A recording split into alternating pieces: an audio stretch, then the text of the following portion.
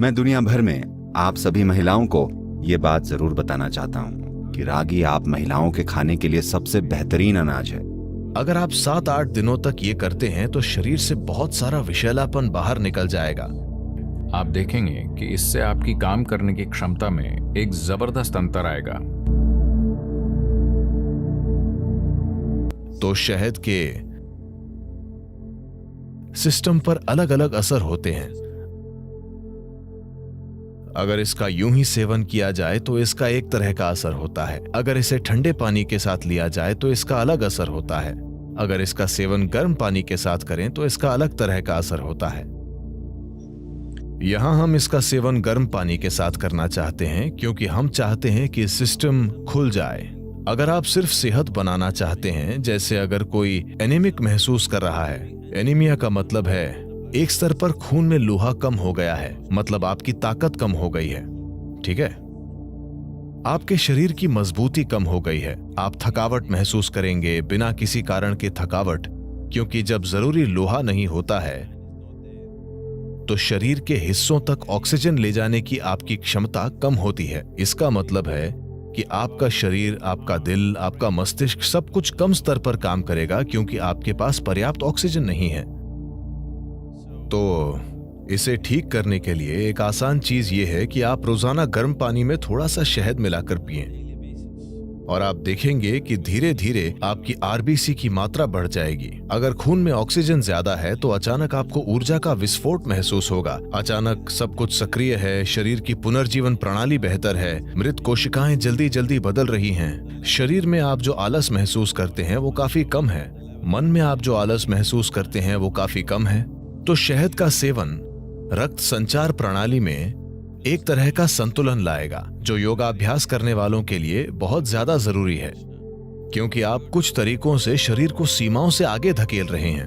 तो खून की केमिस्ट्री को संतुलित रखना, खून को शुद्ध रखना, ये शहद के नियमित सेवन से निश्चित रूप से होगा, और जो योग अभ्यास करते हैं उनके लिए ये बहुत जरूरी है।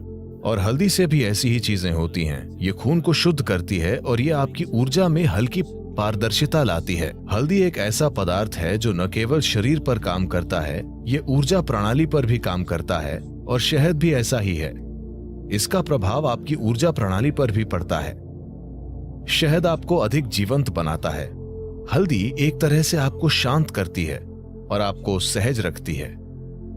सुबह आप थोड़ा सा शहद, नीम और हल्दी लेते हैं, तो नीम और हल्दी का सेवन थोड़े से शहद वाले पानी के साथ, इसमें शहद बहुत कम होना चाहिए, थोड़े से शहद वाला पानी, इन सभी का साथ में सेवन करना सिस्टम को साफ करने का एक अच्छा तरीका है। इससे सिस्टम में फैलाव आता है, ताकि जब आप साधना करते हैं तो एक चीज ये है कि ये मांसपेशियों में लचीलापन लाता है। दूसरी बात यह है कि मांसपेशियों में लचीलापन आने के परिणाम स्वरूप आप सिस्टम को धीरे धीरे एक अधिक शक्तिशाली संभावना में बदल सकते हैं। अगर आप एक नए स्तर का लचीलापन लाना चाहते हैं तो पहली चीज यह है कि सिस्टम से काफी सारा विषैलापन निकालना होगा। अगर आप सिर्फ पानी का आहार या शहद और पानी का आहार लें जो आपको पर्याप्त ऊर्जा देगा, अगर आप 7-8 दिनों तक ये करते हैं तो शरीर से बहुत सारा विषैलापन बाहर निकल जाएगा।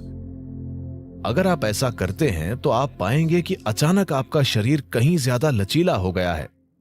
प्रयोग करके देखिए, इस पर विश्वास मत कीजिए। तो शहद एक महत्वपूर्ण भूमिका निभाता है। जो लोग यौगिक अभ्यास कर रहे हैं उनके लिए शहद का सेवन अच्छा है। रागी इस उपमहाद्वीप का एक बड़ा ही महत्वपूर्ण अनाज है। मैं दुनिया भर में आप सभी महिलाओं को ये बात जरूर बताना चाहता हूँ कि रागी आप महिलाओं के खाने के लिए सबसे बेहतरीन अनाज है। ये मिलेट महिलाओं के लिए सबसे जबरदस्त चीज है। इसमें सबसे ज्यादा मात्रा में कैल्शियम होता है। सारे अनाजों में सबसे ज्यादा और बहुत ज्यादा मात्रा में आयरन भी होता है, जिसकी कमी एक समस्या है। पूरी दुनिया में खासतौर से महिलाओं में खून की कमी एक बड़ी समस्या है। इसके साथ साथ हड्डियों का कमजोर होना भी एक ऐसी समस्या है जो कि एक औरत के जीवन में कुछ खास पड़ावों पर हो जाती है। रागी इन दोनों समस्याओं में एक जबरदस्त फर्क ला सकती है। तो ज्यादातर घरों में कुकिंग, मेरा मानना है, हाँ, अगर आप ऑनलाइन ऐप से मंगा कर ना खाते हो तो मेरा ऐसा मानना है कि आज भी ज्यादातर कुकिंग महिलाओं द्वारा की जाती है और उन्हें इस अनाज को चुनना चाहिए और पक्का करना चाहिए कि हर कोई ये खाए। ऐसा नहीं है कि पुरुषों के लिए अच्छा नहीं है, ये सभी के लिए अच्छा है, पर मैं कह रहा हूं एक स्त्री के लिए इसके विशेष फायदे हैं, क्योंकि पोषक तत्वों में कमी, कुछ खास मानकों में ये कमी एक ही तरह का अनाज खाते रहने से हुई है और हर कोई पोषण के दूसरे पहलुओं को बहुत अच्छी तरह मेंटेन नहीं कर सकता। तो उन सभी लोगों के लिए रागी एक जबरदस्त अंतर ला सकती है।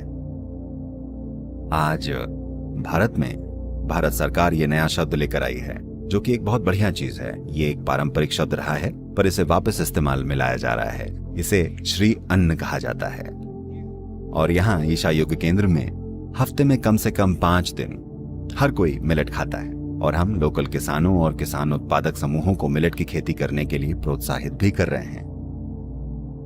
और मिलेट की खपत धीरे धीरे हमारे आसपास बढ़ भी रही है, लेकिन ऐसा पूरे के पूरे देश में होना चाहिए।